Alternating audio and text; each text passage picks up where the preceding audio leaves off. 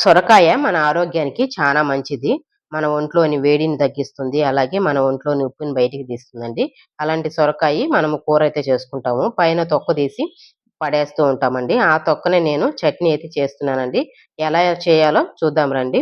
ముందుగా వచ్చేసి ఒక 50 గ్రాములు పల్లీలైతే వేయించి పక్కన పెట్టుకున్నాను. తర్వాత ఎండుమిర్చి ఒక 15 ఎండుమిర్చి వేయించి పక్కన పెట్టుకుందామండి. తర్వాత ఇందులో పచ్చిమిర్చి గాని వేసుకోవచ్చు. చానా బావుంటుంది. తర్వాత ఆ తొక్కు ఉంది కదా! సొరకాయ తొక్కు. ఆ తొక్కను గాని మనము ఉప్పేసి కొంచెంగా ఆయిల్ వేసి వేయించేసి పక్కన పెట్టుకుందామండి.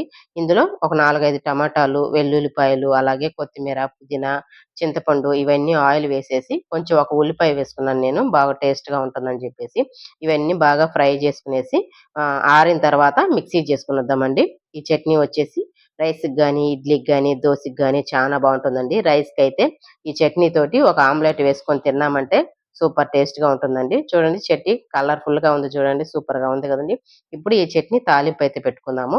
పెనం పెట్టుకునేసి ఒక 4 స్పూన్‌ల ఆయిల్ వేసుకునేసి జీలకర్ర, ఆవాలు, అలాగే కరివేపాకు, ఇంగువ, ఇంగువ మెయిన్‌గా ఎయాలండి. టేస్ట్‌గా ఉంటుంది సూపర్‌గా.